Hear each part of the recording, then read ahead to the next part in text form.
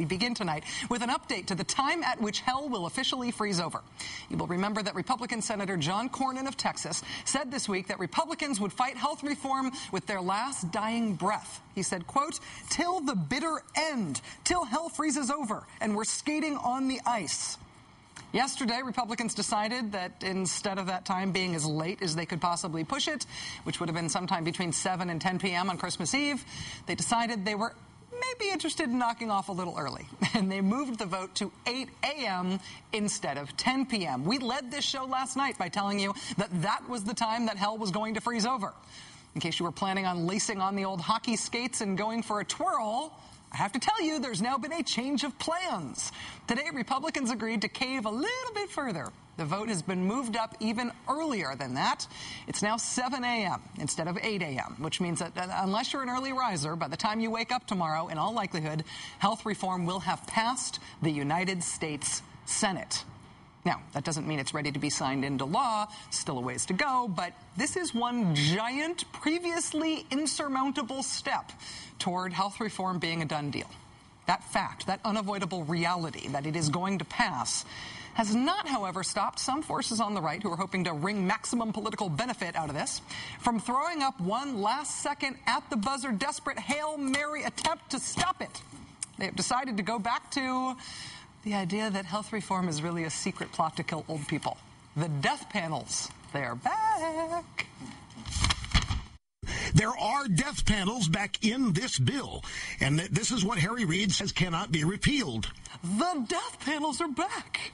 Now, if you don't trust Rush Limbaugh on that, you can also take it from this credible source, Michelle Bachmann. Harry Reid slipped in a provision that made it virtually impossible to repeal part of this legislation, and it's the part dealing with the Medicare Advisory Board, what many people have labeled the death panels, because these unelected bureaucracies will decide what we can and can't get in future health insurance policies. That's why they're called death panels. That's why they're called death panels. This warning of a new death panel has turned into a last-minute clarion call on the right. Death panel terminology pioneer Sarah Palin tweeted yesterday, quote, "Are death panels back in?" The Weekly Standard's Bill Kristol also warning about, quote, "creepy permanent death panels."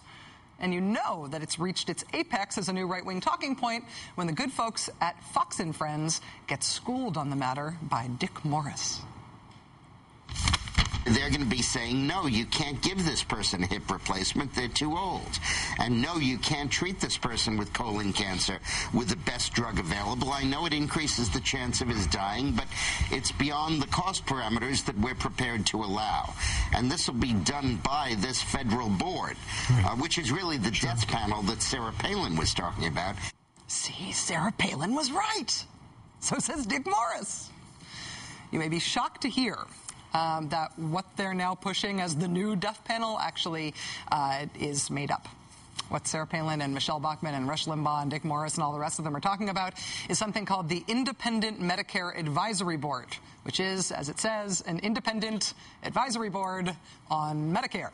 The language of the bill creating the board says, quote, "The proposal shall not include any recommendation to ration health care."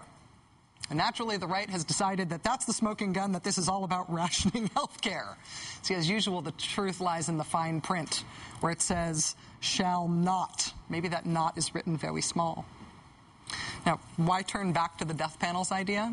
Well, I'm not exactly sure why they've decided to do it. They don't ask my advice on these things. But it should be noted that the death panel's accusation is critically acclaimed.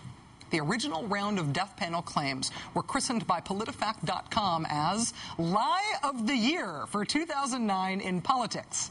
That's not an award that most people in politics would like to win, but it is something. You would think the right would have been embarrassed for having pushed something that was debunked as roundly as this one was the first time around, but leave it to these folks to look at being named Lie of the Year and say, hey, it may have been a lie, but it was award-winning. Joining us now is Democratic Senator Amy Klobuchar of Minnesota. Senator Klobuchar, thank you very much for joining us tonight. Well, thank you. Some holiday cheer to you with that lead-in, Rachel. Let me ask you if you feel like everything is still on schedule, if you think the vote really will happen at 7 a.m. I think it will be. I'm putting on my mucklucks, my Viking cap, and getting there at 7 a.m. I think that we will have a vote, and this is, of course, a historic moment to be there when we had the 1 a.m. vote a few days ago and have Vicki Kennedy sitting there watching, as she said in the piece she wrote in the Washington Post. When this is finally done, the American people will wonder, why did this take so long? And, of course, we're going to see these last-minute attacks. You always see them. You're going to see them through the first few months. I kind of liken them in the Christmas spirit to reindeer games where they're getting their all antlers tied up. But in fact, you know and I know that saving Medicare is a major piece of this bill. If we do nothing, if we just put our head in the snowbank, Medicare will go in the red by 2017. And my mom, who's 82, wants to live well into her 90s and beyond. People who are 55 want to get Medicare when they're 65. And if we do nothing and we just go down this path, we will be in trouble. And that's why I guess I come from Minnesota, and I look at some of the independent studies that show you can get Mayo Clinic type care in other parts of the country for cheaper. And it's just counterintuitive, but some of the highest cost part of the country, highest cost Medicare, have some of the lowest quality care. In fact, one study showed that if you just use the protocol Mayo uses for chronically ill patients, you'd save $50 billion just for that every 5 years if other hospitals use that protocol. So I'm actually excited about the possibility that we can have that kind of higher quality care in other parts of the country, save Medicare, and fill the donut hole so our seniors aren't having to foot the bill for expensive prescription drugs. In terms of the conservative strategy and the Republican strategy against this, I think we're seeing health death panels come back and this other sort of conspiratorial stuff come back. I'm guessing because Republicans and conservatives are really hoping that what happened in August, in terms of people being really riled up and scared about health reform, opposing it almost to the point of violence during those town hall meetings that happened in so many parts of the country over August, I think they're hoping that's going to happen over the holiday break as well. Do you think that that's likely to be true? You know, there has been so many misinformation out there, and there still is, and so much in misinformation, but I still think that the American people do agree that they know we need to reduce costs, and we need to be smart about it. We need to make sure that that stable care is in place. Look at the benefits that people can see from this bill, and a lot of them have been moved up. Immediately after the bill is signed, if your kid gets sick, they're not going to be kicked off their health insurance. You can keep kids on health insurance till they're 26 years old. As I mentioned, the donut hole will be filled so seniors can get some help with paying for their prescription drugs. There won't be lifetime caps on benefits. All of these things will happen in the first year or so of this bill. That is a major change and something that the American people have wanted for a long time. So the misinformation will continue. And when we think about this whole notion they've cooked up with the death panels, to me what this is about is really people being able to have control over their own care, putting the patients in the driver's seat, being able to talk to your doctor and say, well, what are my choices? You can have this surgery, you can have this kind of treatment, and the patient should be able to decide, and that's what this bill is all about. As you say, some of those insurance reforms are going to go into effect right away, but the big deal reform, of course, is the creation of the exchanges and the subsidies for people to be able to purchase insurance, subsidies from the government. That's not going to happen for quite a long time, and as the Senate bill gets merged with the House bill, the House actually proposes that it happens a year earlier than it does in the Senate. Do you think it's possible that the House timeline might be adopted?